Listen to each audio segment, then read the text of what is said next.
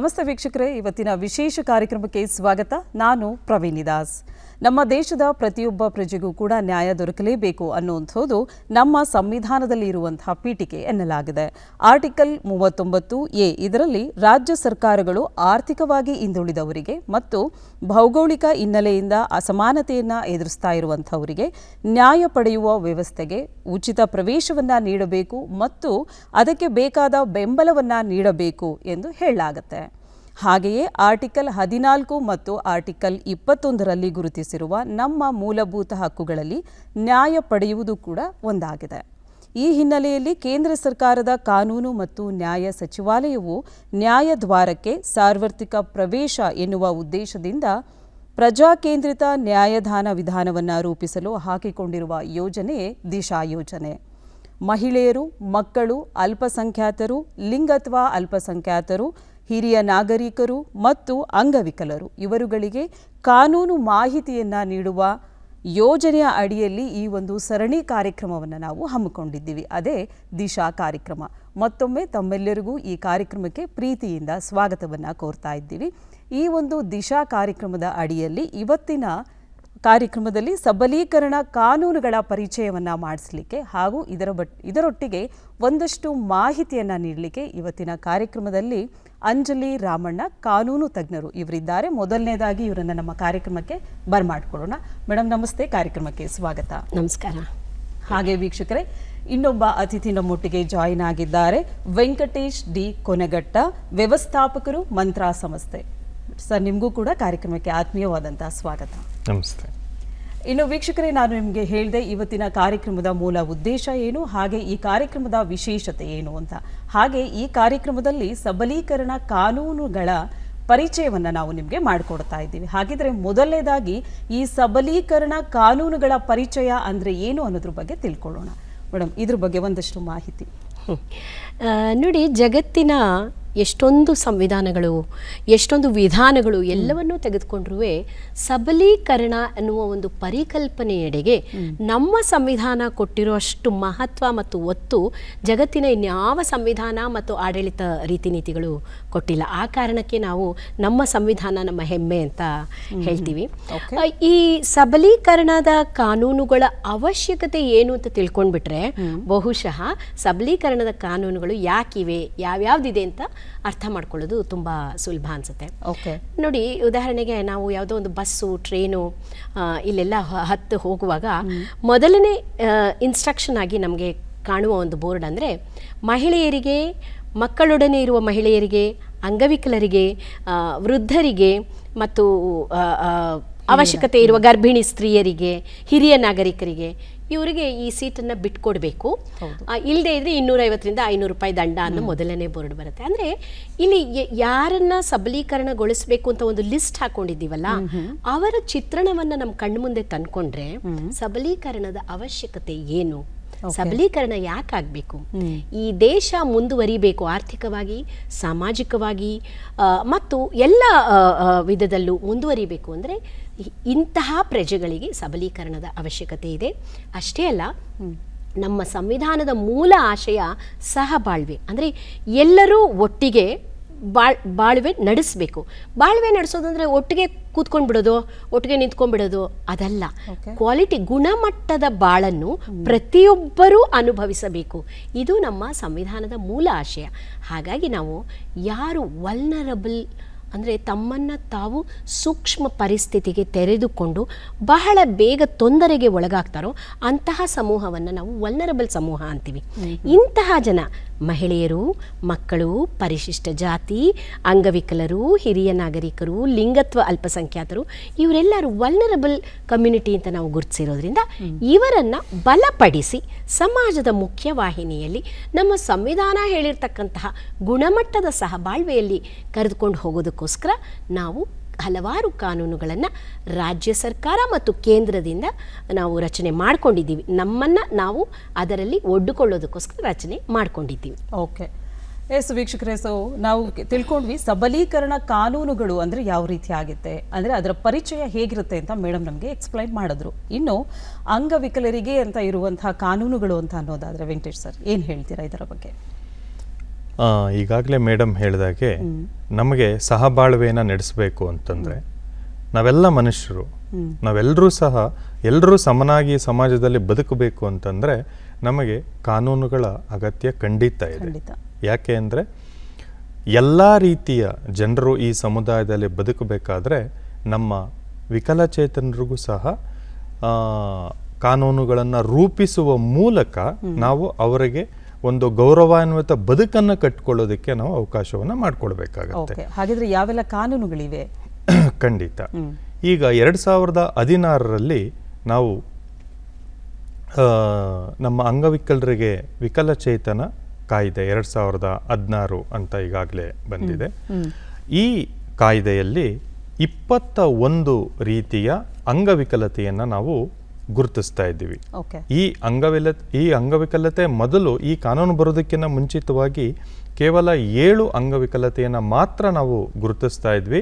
ಆದರೆ ಈಗ ಈ ಹೊಸ ಕಾನೂನಿಂದ 2016ರಲ್ಲಿ ಬಂದಂತಹ ಕಾನೂನು ನಂತರ 21 ರೀತಿಯ ಡಿಸಬಿಲಿಟಿ ಅಂದರೆ ವಿಕಲಚೇತನವನ್ನು ನಾವು ಎಲ್ಲಿ ಯಾವ ಒಬ್ಬ ಮನುಷ್ಯನ ದೇಹದಲ್ಲಿ ಯಾವ ಅಂಗಾಂಗ ಊನ ಇದೆ ಅದನ್ನು ನಾವು ಅಂಗವಿಕಲತೆ ಅಂತ ಕರೀತಾ ಇದ್ದೀರಿ.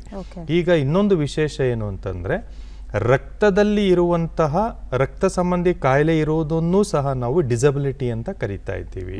ಮತ್ತೆ ಈಗ ಅಂಗವಿಕಲತೆ ಅಂತಂದ್ರೆ ಸಾಮಾನ್ಯ ಜನರಿಗೆ ಏನು ಒಂದು ಕಣ್ಣಿಲ್ಲ, ಕೈ ಇಲ್ಲ, ಕಾಲಿಲ್ಲ, ಇದನ್ನು ಮಾತ್ರ ಅಂಗವಿಕಲತೆ ಅಂತ ಕರೀತಾ ಇದ್ರು. ಆದ್ರೆ ಈಗ ಹಾಗಲ್ಲ.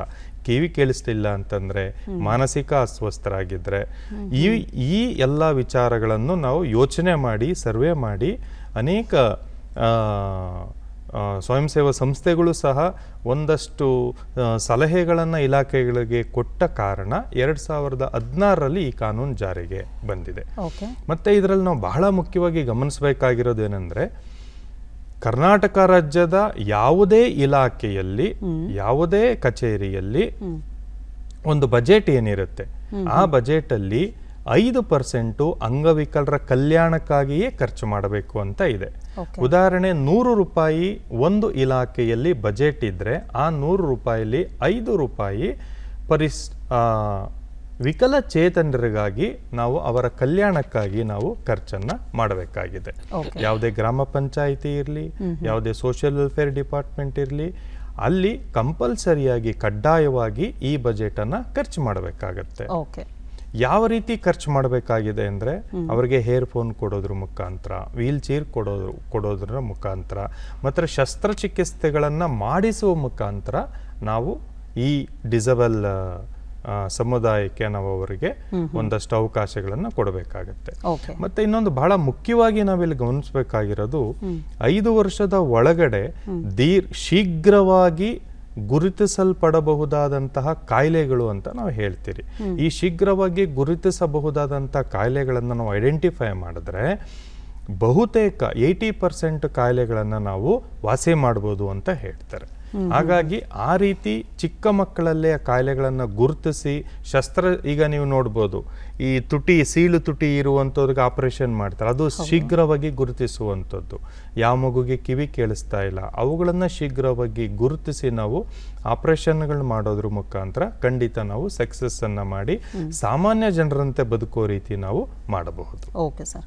ಇನ್ನು ಮಕ್ಕಳಿಗೆ ಮತ್ತು ಮಹಿಳೆಯರಿಗೆ ಇರುವಂತಹ ಕಾನೂನುಗಳು ಅಂದರೆ ಯಾವ್ಯಾವ ರೀತಿಯಾದಂತಹ ಕಾನೂನುಗಳನ್ನು ನಾವು ನೋಡಬಹುದು? ನೋಡಿ, ಈ ಸಬಲೀಕರಣ ಕಾನೂನುಗಳು ಏನಿದೆ, ಇದನ್ನು ನಾವು ಮಹಿಳೆಯರಿಗೆ, ಮಕ್ಕಳಿಗೆ, ವೃದ್ಧ ನಾಗರಿಕರಿಗೆ ಹೀಗೆಲ್ಲ ಪ್ರತ್ಯೇಕವಾಗಿ ನೋಡೋದಕ್ಕೆ ಸಾಧ್ಯನೇ ಇಲ್ಲ. ಇದು ಮುಖ್ಯವಾಹಿನಿಯ ಎಲ್ಲ ಕಾನೂನುಗಳ ಜೊತೆಗೆ ಸರಪಳಿಯ ಜೊತೆಗೆ ಕೊಂಡಿಗಳ ಹಾಗೆ ಸೇರ್ಕೊಂಡಿರುವಂಥ ಕಾನೂನು. ಈ ನಾಡಿನಲ್ಲಿ, ಈ ನೆಲದಲ್ಲಿ ಯಾವ ಯಾವ ಕಾನೂನುಗಳು ಜಾರಿಯಲ್ಲಿದೆಯೋ ಆ ಕಾನೂನಿನ ಎಲ್ಲ ಒಳಿತು ಎಲ್ಲ ನಾಗರಿಕರಿಗೂ ಅನ್ವಯಿಸುತ್ತೆ. ಆದರೆ ಮಹಿಳೆಯರಿಗೆ ಸ್ವಲ್ಪ ಹೆಚ್ಚುವರಿ ಕಾನೂನು ಅಂದರೆ ರಕ್ಷಣೆ ಕೊಡೋದಕ್ಕೋಸ್ಕರ ಹೆಚ್ಚುವರಿಯಾಗಿ ಮಾಡಿದ್ದಾರೆ. ಉದಾಹರಣೆಗೆ ಹೇಳಬೇಕು ಅಂದರೆ, ಮಹಿಳೆಯ ಘನತೆಯನ್ನೇ ಚ್ಯುತಿ ಬರದಂತೆ ನಡ್ಕೊಳ್ಳದೆ ಇರುವಂತಹ ಕಾನೂನು, ಅಂದರೆ ಮಹಿಳೆಯನ್ನ ಅಸಭ್ಯ ರೀತಿಯಲ್ಲಿ ನಡೆಸ್ಕೊಳ್ಳೋದು, ಇದೆಲ್ಲ ಮಾಡಿದ್ರೆ ಅದನ್ನು ಶಿಕ್ಷಾರ್ಹ ಅಪರಾಧ ಅಂತ ಹೇಳ್ತೀವಿ. ಮತ್ತು ಕೌಟುಂಬಿಕ ದೌರ್ಜನ್ಯ ತಡೆಗಟ್ಟುವಿಕೆ ಕಾನೂನು ಅಂತ ಪ್ರತ್ಯೇಕವಾಗಿ ಮಹಿಳೆಯರಿಗಾಗಿಯೇ ಮಾಡಿ, ಇದರಲ್ಲಿ ಕೌಟುಂಬಿಕ ದೌರ್ಜನ್ಯಕ್ಕೆ ಒಳಗಾಗುವ ಮಹಿಳೆಯರನ್ನು ಸುರಕ್ಷಿತ ನೆಲೆಗೆ ಕರ್ಕೊಂಡು ಬರ್ತಾ ಇದ್ದೀವಿ. ಇದು ಬರೀ ಕಾನೂನು ಮಾತ್ರ ಅಲ್ಲ, ಆಗಿಂದಾಗಿ ನಮ್ಮ ಉನ್ನತ ನ್ಯಾಯಾಲಯಗಳು ಹಲವಾರು ರೂಲಿಂಗ್ಗಳು ಕೊಡುವ ಮೂಲಕ, ಅಂದರೆ ತೀರ್ಪುಗಳನ್ನು ಕೊಡುವುದರ ಮೂಲಕ ಸಹ ಮಹಿಳೆಯರ ಮತ್ತು ಇನ್ನಿತರ ಜನಗಳ ಹಕ್ಕುಗಳನ್ನು ಎತ್ತಿ ಹಿಡಿತಾ ಇದೆ. ಮತ್ತು ಮಹಿಳೆಯರಿಗೆ ಶಿಕ್ಷಣವನ್ನು ಕೊಡುವಾಗ, ಉದ್ಯೋಗಗಳನ್ನು ಕೊಡುವಾಗ ಎಲ್ಲ ಮೀಸಲಾತಿಯನ್ನು ಇಡಬೇಕು. ಇದು ಪರಿಶಿಷ್ಟ ಜಾತಿಯವರಿಗೂ ಅನ್ವಯ ಆಗುತ್ತೆ ಮತ್ತು ಅಂಗವಿಕಲರಿಗೂ ಅನ್ವಯ ಆಗುತ್ತೆ. ಹಾಗೆಯೇ ಈಗ ಲಿಂಗತ್ವ ಅಲ್ಪಸಂಖ್ಯಾತರು ಅಂತ ನಾವು ಯಾರನ್ನ ಗುರುತಿಸಿದ್ದೀವಿ ಅವರಿಗೂ ಸಹ ಅನ್ವಯ ಆಗುತ್ತೆ. ಮತ್ತು ಲಿಂಗತ್ವ ಅಲ್ಪಸಂಖ್ಯಾತರಲ್ಲಿ ಮೊದಲು ಏನಾಗ್ತಿತ್ತು ಅಂದರೆ, ನಮ್ಮಲ್ಲಿ ಹೆಣ್ಣು ಗಂಡು ಎರಡೂ ಲಿಂಗತ್ವವನ್ನು ಹೊಂದುವುದರಿಂದ ಆಚೆ ಯಾವುದೇ ಲಿಂಗತ್ವವನ್ನು ಹೊಂದುವುದೇ ಅಪರಾಧ, ಅಂದರೆ ಸಲಿಂಗವನ್ನು ಹೊಂದುವುದೇ, ಸಲಿಂಗಿಯ ಮನೋಭಾವ ಹೊಂದುವುದೇ ಅಪರಾಧ ಅನ್ನೋ ಥರ ಇತ್ತು. ಆದರೆ ಬದಲಾಗುತ್ತಿರುವ, ಬೆಳೆಯುತ್ತಿರುವ ಜಗತ್ತಿನೊಡನೆ ನಮ್ಮ ದೇಶ ಕೂಡ ಅದನ್ನು, ಆ ಒಂದು ಸೆಕ್ಷನ್ನ ಏನಿತ್ತು ನಮ್ಮ ಭಾರತೀಯ ದಂಡ ಸಂಹಿತೆಯಲ್ಲಿ, ಆ ಸೆಕ್ಷನ್ ತೆಗೆದುಹಾಕುವುದರ ಮೂಲಕ ಲಿಂಗತ್ವ ಅಲ್ಪಸಂಖ್ಯಾತರೂ ಸಹ ಪುರುಷ ಮತ್ತು ಸ್ತ್ರೀ ಲಿಂಗತ್ವದ ಒಡನೆ ಸರಿಸಮಾನರು ಅಂತ ಗುರುತಿಸಿದೆ. ಅವರಿಗಾಗಿ ಹಲವಾರು ಯೋಜನೆಗಳನ್ನು ಸರ್ಕಾರ ಹಾಕೊಂಡಿದೆ. ಮತ್ತು ಮಹಿಳೆಯರ ವಿಷಯಕ್ಕೆ ಬಂದಾಗ, ಉದ್ಯೋಗಸ್ಥ ಮಹಿಳೆಯರು ಉದ್ಯೋಗದ ಜಾಗದಲ್ಲಿ ಎದುರಿಸ್ತಕ್ಕಂತಹ ಹಲವಾರು ಸಮಸ್ಯೆಗಳಿಗಾಗಿಯೇ ಪ್ರತ್ಯೇಕ ಕಾನೂನನ್ನು ಮಾಡಿದ್ದೀವಿ. ಮತ್ತು ಮಹಿಳೆಯರಿಗೆ ಮೊದಲೆಲ್ಲ ಆಸ್ತಿಯಲ್ಲಿ ಸಮಪಾಲು ಇರ್ತಾ ಇರಲಿಲ್ಲ. ಈಗ ಹಾಗಲ್ಲ, ಎಲ್ಲ ಮಹಿಳೆಯರಿಗೂ ಪಿತ್ರಾರ್ಜಿತ, ಸ್ವಯಾರ್ಜಿತ ಯಾವುದೇ ರೀತಿಯಾದಂತಹ ಆಸ್ತಿಯಲ್ಲೂ ಸಮಪಾಲನ್ನು ಕೊಟ್ಟಿದ್ದೀವಿ. ಹಾಗೆ ಸ್ತ್ರೀಧನ ಅನ್ನುವ ಒಂದು ಪರಿಕಲ್ಪನೆಯನ್ನು ಈಗ ಇನ್ನೂ ಅದರ ವ್ಯಾಪ್ತಿಯನ್ನು ಹೆಚ್ಚಿಸಿ ಮಹಿಳೆಗೆ ಆರ್ಥಿಕ ಸ್ವಾವಲಂಬನೆ ಬರೋದಕ್ಕೆ ಸಹಾಯ ಮಾಡಿದ್ದೀವಿ. ಹಾಗೆಯೇ ಮಹಿಳೆಗೆ ಕೃಷಿ ಭೂಮಿಯಲ್ಲಿ ಮೊದಲು ಒಡೆತನದ ಹಕ್ಕು ಇರ್ತಾ ಇರಲಿಲ್ಲ, ಅದನ್ನು ಕೂಡ ಬದಲಾವಣೆ ಮಾಡಿ ಮಹಿಳೆಗೆ ಕೃಷಿ ಭೂಮಿಯ ಒಡೆತನವನ್ನು ಕೊಟ್ಟಿದ್ದೀವಿ. ಮತ್ತು ಗ್ರಾಮ ಪಂಚಾಯಿತಿಯ ಚುನಾವಣೆಯಿಂದ ಹಿಡಿದು ಲೋಕಸಭೆ ಚುನಾವಣೆಯವರೆಗೂ ಮಹಿಳೆಯರು ಸ್ಪರ್ಧೆ ಮಾಡಲಿಕ್ಕೆ ಅವರಿಗಾಗಿ ಇಂತಿಷ್ಟು % ಸೀಟ್ಗಳನ್ನು ಮೀಸಲಾತಿ ಮಾಡಿದ್ದೀವಿ.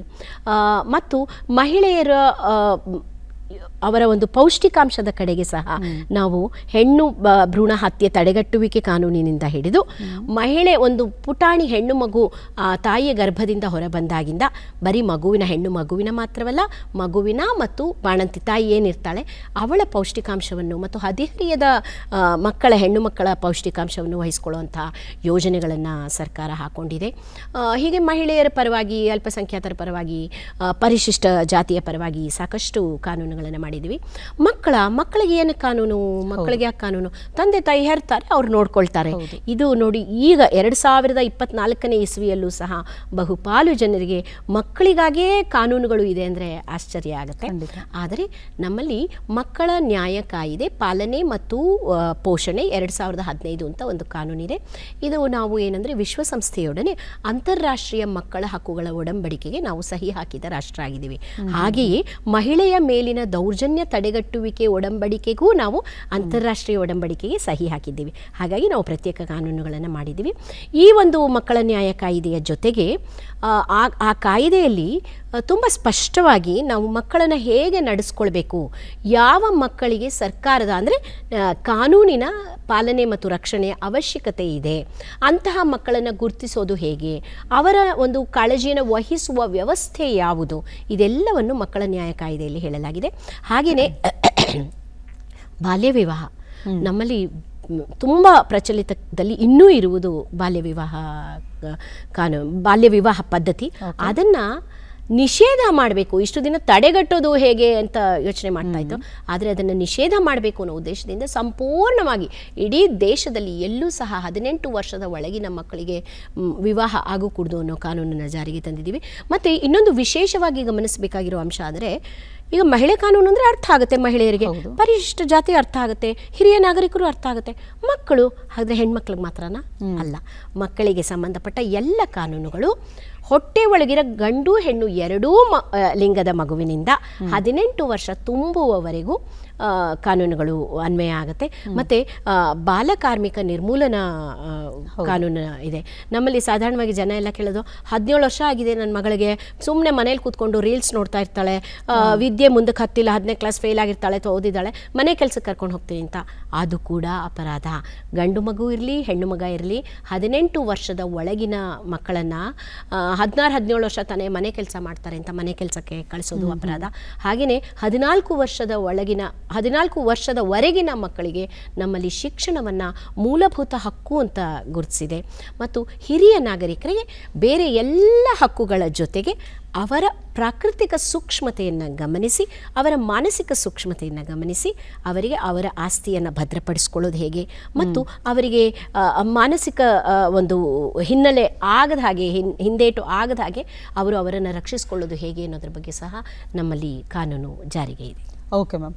ವೀಕ್ಷಕರೇ, ಮಕ್ಕಳಿಗಾಗಿಯೇ ಕಾನೂನು ಇದೆ ಅಥವಾ ಮಕ್ಕಳ ಹಕ್ಕುಗಳು ಏನು ಅನ್ನೋದನ್ನು ನಾವು ತಿಳ್ಕೊಂಡಿದ್ದಾಯಿತು. ಹಾಗೆ ಮಹಿಳೆಯರಿಗೆ ಕಾನೂನುಗಳು ಯಾವ ರೀತಿ ಆಗಿದೆ ಅನ್ನೋದನ್ನು ಅಂಜಲಿ ಮೇಡಮ್ ನಮಗೆ ತಿಳಿಸ್ಕೊಟ್ಟಿದ್ದಾರೆ. ಇನ್ನು ಹಿರಿಯ ನಾಗರಿಕರ ಹಕ್ಕುಗಳು ಯಾವ ರೀತಿ ಆಗಿರುತ್ತೆ, ಅವರ ಕಾನೂನುಗಳು ಹೇಗಿದೆ ತಿಳ್ಕೊಳ್ಳೋಣ. ಸರ್, ಹಿರಿಯ ನಾಗರಿಕರ ಬಗ್ಗೆ ಹೇಳೋದಾದರೆ ಅವರ ಹಕ್ಕುಗಳು ಮತ್ತು ಕಾನೂನು ಹೇಗಿರುತ್ತೆ? ನಮಗೆಲ್ಲ ಗೊತ್ತಿರೋ ಹಾಗೇನೆ ನಾವೆಲ್ಲ ಅವಿಭಕ್ತ ಕುಟುಂಬದಲ್ಲಿ ಬದುಕ್ತಾ ಇದ್ದವರು. ಈಗೆಲ್ಲ ನಾವು ವಿಭಕ್ತ ಕುಟುಂಬದಲ್ಲಿ, ಅಂದರೆ ಸಣ್ಣ ಸಣ್ಣ ಕುಟುಂಬಗಳಾಗಿ ನಾವು ವಿಂಗಡಣೆಯಾಗಿ ಹೋಗಿದ್ದೀವಿ. ಹಾಗಾಗಿ ಈಗ ತಂದೆ ತಾಯಿಯವರನ್ನು, ವಯಸ್ಸಾದವ್ರನ್ನ ನೋಡ್ಕೊಳೋದಕ್ಕೆ ಬಹಳ ಕಷ್ಟ ಆಗ್ತಾ ಇದೆ. ಅಥವಾ ಅವರ ವೃದ್ಧಾಪ್ಯ ಸಂದರ್ಭದಲ್ಲಿ ಅವರ ಆಸ್ಪತ್ರೆ ಖರ್ಚು, ಔಷಧಿ, ಈ ಊಟೋಪಚಾರ ಇವುಗಳನ್ನ ನೋಡ್ಕೊಳೋದಕ್ಕೂ ಸಹ ಕೆಲವು ಕುಟುಂಬಗಳಲ್ಲಿ ಬಹಳ ಕಷ್ಟಕರವಾಗಿರುತ್ತೆ. ಹಾಗಾಗಿ ಈಗ 2007ರಲ್ಲಿ ಪಾಲಕರ ಪಾಲನೆ ಪೋಷಣೆ ಹಿರಿಯ ನಾಗರಿಕರ ಹಕ್ಕು ಕಾಯ್ದೆ 2007ರಲ್ಲಿ ಇದು ಜಾರಿಗೆ ಬಂದಿದೆ. ಇದರ ಮುಖ್ಯ ಉದ್ದೇಶವೇ ನಮ್ಮ ಪರಿಸರದಲ್ಲಿ, ನಮ್ಮ ಸಮುದಾಯದಲ್ಲಿ, ಕುಟುಂಬದಲ್ಲಿ ಹಿರಿಯ ನಾಗರಿಕರು ಗೌರವಿತವಾಗಿ ಬದುಕಬೇಕು ಅನ್ನೋದು ಬಹಳ ಇಂಪಾರ್ಟೆನ್ಸ್ ಕೊಡುತ್ತೆ ಇಲ್ಲಿ. ಯಾಕೆಂದರೆ ಅವರನ್ನ ಘನತೆಯಿಂದ ಬದುಕನ್ನು ನಡೆಸಿರೋವಂಥವ್ರು, ವಯಸ್ಸಾದ ಮೇಲೆ ಈ ಸಮಾಜಕ್ಕಾಗಿ ದುಡ್ದಿರೋವಂಥವ್ರು, ದೇಶವನ್ನು ಕಟ್ಟಿರೋವಂಥವ್ರು, ಊರನ್ನು ಕಟ್ಟಿರೋವಂಥವ್ರು, ಹಳ್ಳಿಯಲ್ಲಿ ಕೆರೆ ಕಟ್ಟೆಗಳನ್ನು ಕಟ್ಟಿರೋವಂಥವ್ರಿಗೆ ನಾವು ವಯಸ್ಸಾದ ಮೇಲೆ ಒಂದು ರೆಸ್ಪೆಕ್ಟನ್ನು ಕೊಡ್ತಾ ಇದ್ವಿ. ಆದರೆ ಈಗ ಆಸ್ತಿಯ ಆಸೆಗಾಗಿ, ವಿಚಾರವಾಗಿ ತಂದೆ ತಾಯಿಗಳನ್ನು ಹೊರಗಡೆ ಹಾಕುವಂಥದ್ದು, ಅವರನ್ನು ಆಸ್ಪತ್ರೆಗೆ ಸರಿಯಾಗಿ ತೋರಿಸ್ದೇ ಇರುವಂಥದ್ದು, ಈ ರೀತಿ ಇರುವಂಥ ಸಂದರ್ಭದಲ್ಲಿ ನಾವು ಕಾನೂನಿನ ನೆರವನ್ನು ಪಡ್ಕೊಳ್ಳೇಬೇಕಾಗತ್ತೆ. ಆ ಕಾರಣಕ್ಕಾಗಿ ಈ ಕಾಯ್ದೆ ಬಹಳ ಅನುಕೂಲ ಆಗತ್ತೆ. ಈಗ ಉದಾಹರಣೆ 60 ವರ್ಷಕ್ಕೆ ಮೇಲ್ಪಟ್ಟಂಥ ನಾವು ಹಿರಿಯ ನಾಗರಿಕರಿಗೆ ತಮಗೆಲ್ಲ ಗೊತ್ತಿರೋ ಹಾಗೇನೆ ರಾಜ್ಯ ಸರ್ಕಾರಿ ಬಸ್ಗಳಲ್ಲಿ 25% ಮೀಸಲಾತಿ ರಿಯಾಯಿತಿ ಇದೆ. ಅದೇ ರೀತಿ ಮೀಸಲಾತಿಯನ್ನು ಅವರಿಗೆ ಇಟ್ಟಿದ್ದಾರೆ. ಸೀಟುಗಳಲ್ಲಿರ್ಬೋದು, 2 ಸೀಟು ಯಾವುದೇ ಬಸ್ಸಲ್ಲಿದ್ದರೂ ಅವರಿಗೆ ಇರುವಂಥದ್ದು. ಈ ರೀತಿ ಅವರಿಗೆ ಯಾವುದೇ ರೀತಿಯ ತೊಂದರೆಗಳಾದರೆ ಅವರು ಉದಾಹರಣೆ ಗ್ರಾಮ ಪಂಚಾಯಿತಿಗಳಿಗೆ ದೂರನ್ನು ಕೊಡುವಂಥ ಕೆಲಸವನ್ನು ಮಾಡಬಹುದು. ಮತ್ತು ಅವರಿಗೆ ಉಚಿತವಾಗಿ ಔಷಧಿ ಮತ್ತು ಉಚಿತವಾಗಿ ಟ್ರೀಟ್ಮೆಂಟ್ಗಳನ್ನು ಕೊಡಬೇಕು ಅಂತ ನಮ್ಮ ಸರ್ಕಾರಿ ಆಸ್ಪತ್ರೆಗಳಲ್ಲಿ ಅವರಿಗೆ ಉಚಿತವಾಗಿ ಕೊಡಬೇಕು ಅಂತ ಹೇಳುತ್ತೆ. ಹಾಗಾಗಿ ಅವರನ್ನು ರಕ್ಷಣೆ ಮಾಡುವಂಥ ಉದ್ದೇಶಕ್ಕಾಗಿಯೇ ಅವರಿಗೆ ಅನೇಕ ರೀತಿಯ ಸೌಕರ್ಯಗಳು ಸಹ ಇದೆ ಇಲಾಖೆಯಲ್ಲಿ.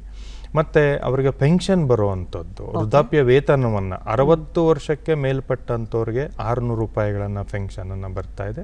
65 ವರ್ಷ ಮೇಲ್ಪಟ್ಟಂಥವ್ರಿಗೆ 1,000 ರೂಗಳು ಅವರಿಗೆ ಪ್ರತಿ ತಿಂಗಳು ಬರ್ತಾ ಇರೋವಂಥದ್ದನ್ನ ನಾವು ನೋಡ್ತಾ ಇದ್ದೀರಿ. ಓಕೆ. ಇನ್ನು ಮ್ಯಾಮ್, ನೀವು ಹೇಳ್ತಾ ಇದ್ರಿ ಯಾವಾಗಲೇ ಟ್ರಾನ್ಸ್ಜೆಂಡರ್ ಬಗ್ಗೆ. ಸೊ ಅವ್ರಿಗೂ ಕೂಡ ಕೆಲವೊಂದು ಹಕ್ಕುಗಳಿವೆ ಅಥವಾ ಕಾನೂನುಗಳಿವೆ ಅಂತ, ಅದ್ರ ಬಗ್ಗೆ ಎಕ್ಸ್ಪ್ಲೈನ್ ಮಾಡೋದಾದರೆ.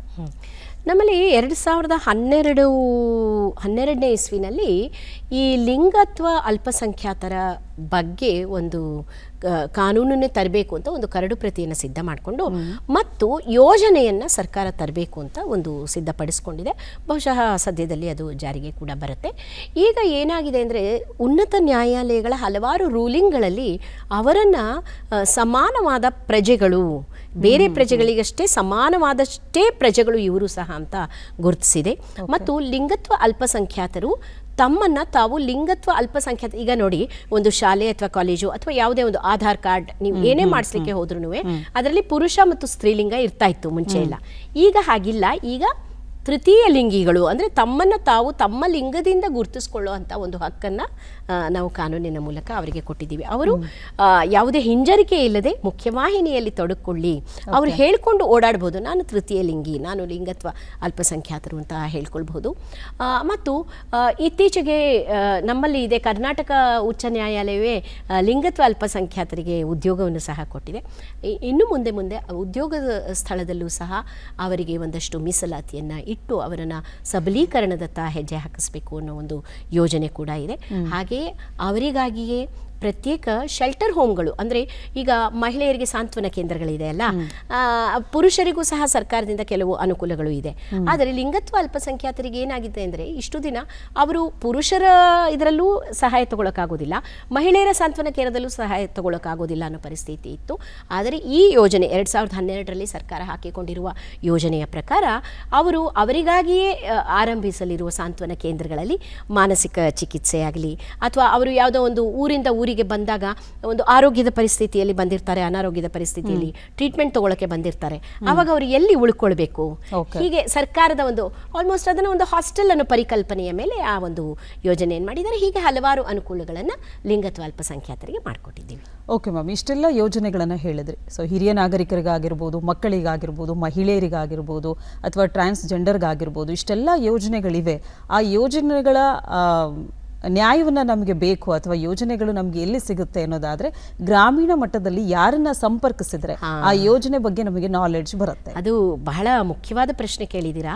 ಏನಂದ್ರೆ ನಮ್ಮ ಗ್ರಾಮ ಪಂಚಾಯಿತಿಗಳಲ್ಲಿ ಮಕ್ಕಳ ಹಕ್ಕುಗಳ ಗ್ರಾಮ ಸಭೆ ಅಂತ ಮಾಡಲೇಬೇಕು ಅನ್ನುವುದು ನಮ್ಮ ಪಂಚಾಯತ್ ರಾಜ್ ಕಾನೂನಿನ ಮೂಲಕ ಮತ್ತು ಮಕ್ಕಳ ಕಾನೂನುಗಳ ಮೂಲಕ ಅದನ್ನು ಒಂದು ಕಂಪಲ್ಸರಿ ವಿಷಯವಾಗಿ ತಗೊಂಡಿದ್ದಾರೆ.